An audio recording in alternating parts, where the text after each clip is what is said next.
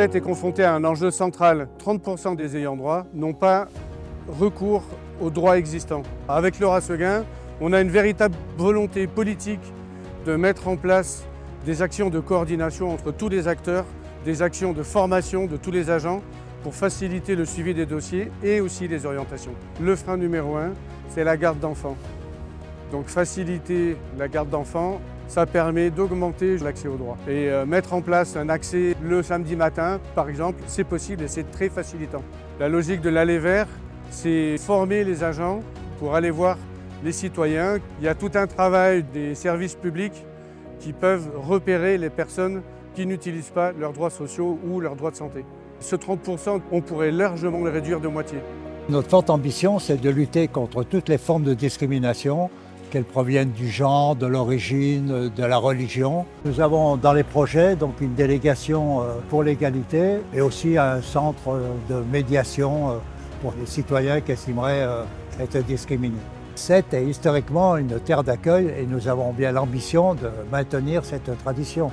Et pour cela, nous avons décidé de rejoindre le réseau des villes accueillantes, qui est un regroupement de collectivités qui accueillent les exilés et qui veillent au respect de leurs droits et de leur dignité. Et puis nous avons aussi évidemment l'ambition de traiter dignement les personnes sans abri par la création d'un lieu ressource dans lequel il y aurait une bagagerie, des zones de repos, des zones d'hygiène, pouvoir aussi faire garder éventuellement son chien, etc. Au cœur de notre programme, il y a l'humain, mais il y a les animaux domestiques, les animaux sauvages aussi. Quand je dis sauvages, ce n'est pas des lions ou des gazelles, hein, ce sont des petits hérissons. Sur nos étangs, il y a quand même les flamants roses. Le but de la municipalité sur la condition animale, ce n'est pas de faire à la place d'eux. Nous travaillerons en collaboration avec les associations qui s'occupent des animaux sauvages, notamment les chats, les chiens errants.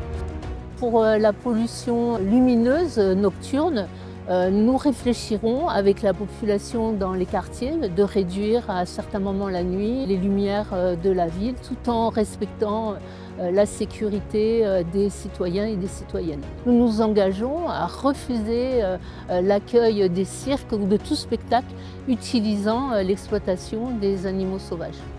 Alors, la sécurité des biens et des personnes sont des missions de l'État, donc de la police nationale. L'État doit reprendre ses responsabilités. Nous avons entendu les habitants de l'île de Thau et nous exigerons le retour d'un commissariat de police nationale pour lutter contre le narcotrafic. Les compétences de la police municipale sont la tranquillité sur l'espace public, la gestion des conflits de voisinage, le stationnement anarchique. Nous demanderons aux policiers municipaux plus de brigades pédestres, plus de présence sur l'espace public, y compris brigades en vélo. Parce que la sécurité n'est rien sans la prévention de la délinquance. Nous remettrons les moyens sur la prévention, sur la lutte contre le décrochage scolaire en partenariat avec l'Éducation nationale, sur l'accompagnement à la parentalité.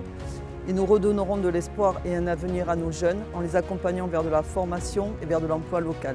Le côté artistique aussi, nous les encouragerons à fréquenter la nouvelle maison des jeunes et de la culture.